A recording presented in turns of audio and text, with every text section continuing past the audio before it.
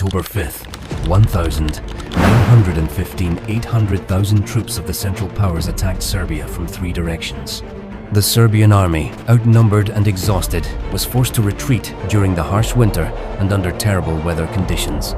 They withdrew across the mountains of Albania, suffering greatly along the way until they reached the Greek island of Corfu. There, the Serbian army recovered and reorganized. Meanwhile, a new battle line was formed, the Salonika Front, a front that would later decide the fate of the Great War.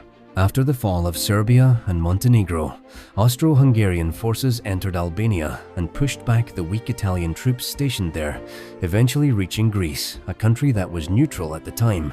Greece's entry into the First World War was marked by a deep national division between Prime Minister Eleftherios Venizelos, who supported the Allies, the Entente, and advocated for joining the war, and the pro-German King Constantine I, who insisted on remaining neutral. To aid defeated Serbia and open a new front against the Central Powers, the Allied forces took advantage of Venizelos' support in the autumn of 1915 and, without the official consent of Athens, landed troops in Thessaloniki, thereby forming the Salonika Front on Greek territory. This Allied action caused political chaos. Venizelos fled to Thessaloniki and established his own separatist government, while King Constantine continued to rule from Athens, pushing the country to the brink of civil war. The division was resolved only in June 1917, when the Allies forced Constantine to abdicate. Under Venizelos' reunified government, Greece officially entered the war on the side of the Allies, giving full support to the Salonika Front and turning it into a decisive battlefield. The formation of the Salonika Front in the autumn of 1915 aimed to provide assistance to Serbia, but the Allied forces arrived too late to prevent its capitulation. After limited advances northward, the Allies withdrew and fortified positions around Thessaloniki, facing primarily Bulgarian and German units. This period was marked by political turmoil in Greece regarding its neutrality. Meanwhile, the Serbian army, having recovered on the island of Corfu, joined the Allied forces on the Salonika Front in the spring of 1916. After the arrival of the recovered Serbian army in the spring of 1916, the Salonika Front became active.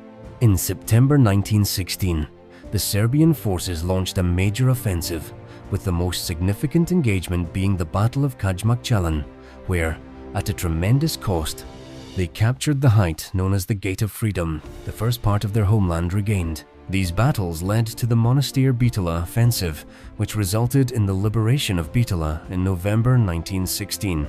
In 1917, the Allied forces were preoccupied with a political crisis in Greece, which ultimately led to King Constantine's abdication and Greece's official entry into the war on the side of the Allies. After the Bitola offensive and the stabilization of the front line, a period of relative quiet followed during 1917 and the first half of 1918, characterized by trench warfare.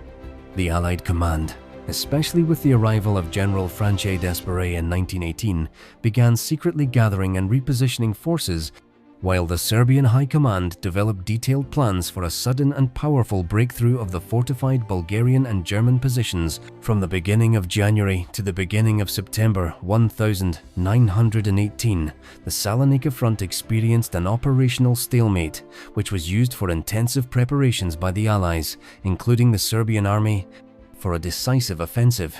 The key strategic focus during this period was the planning of the breakthrough of the front. In March, the Central Powers strengthened their position outside the front with the Brest-Litovsk Treaty with Russia.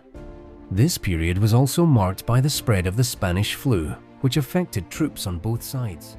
The Battle of Dobro Polje, one of the most decisive engagements on the Salonika Front, began on September 14, 1918, with a massive artillery preparation.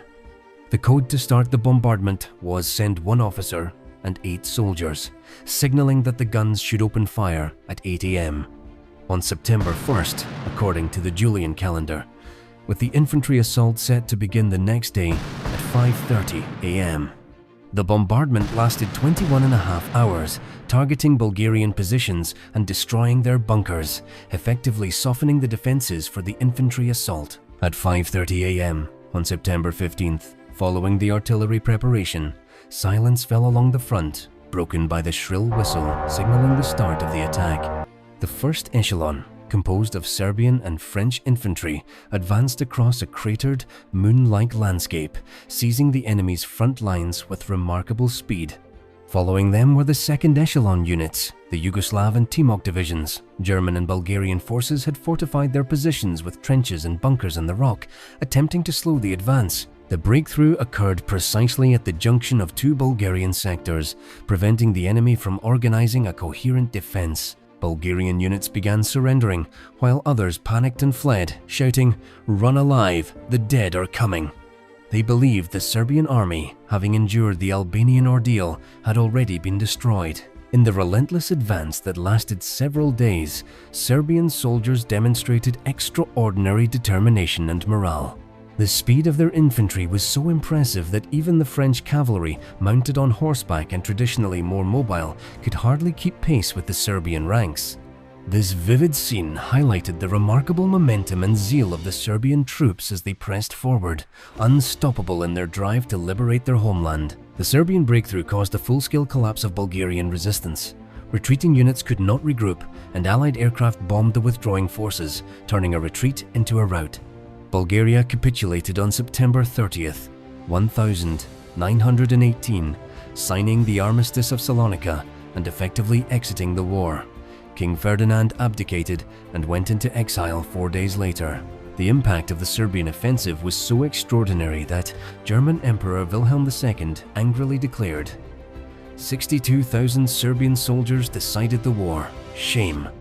This statement underscored not only the strategic significance of the breakthrough, but also the symbolic triumph of a smaller, determined force overcoming a much larger enemy. Following the breakthrough, Serbian and French forces advanced north, liberating occupied territories and defeating weak German divisions that attempted to halt their progress. The liberation of Belgrade on November 1st, 1918, marked the culmination of years of suffering, retreat, and recovery.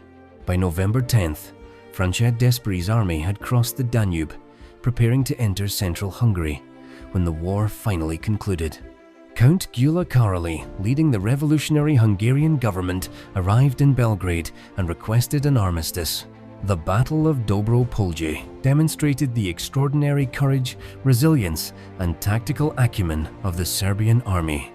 The combination of meticulous planning, coordinated artillery preparation, and relentless infantry advance allowed them to achieve what many considered impossible. The dramatic scenes, Bulgarian soldiers fleeing in panic, the French cavalry unable to keep pace, and the astonishment of Germany's emperor remain vivid reminders of the battle's significance. The campaign highlighted how morale, leadership, and determination could decisively influence the outcome of a conflict. The Serbian army's advance at Dobro Polje not only liberated their homeland, but also played a pivotal role in the final collapse of the Central Powers in the Balkans. Their speed, discipline, and resolve turned the tide, proving that even against larger and seemingly stronger forces, courage and strategy could reshape the course of history. The breakthrough at Dobro Polje, driven by the extraordinary courage and determination of the Serbian army, decisively ended the Salonika Front and triggered the collapse of other European fronts, as even the German emperor acknowledged. 62,000 Serbian soldiers decided the war. Shame. This victory demonstrated that meticulous planning, morale, and relentless resolve could overcome seemingly insurmountable odds, shaping the final outcome of the war in the region.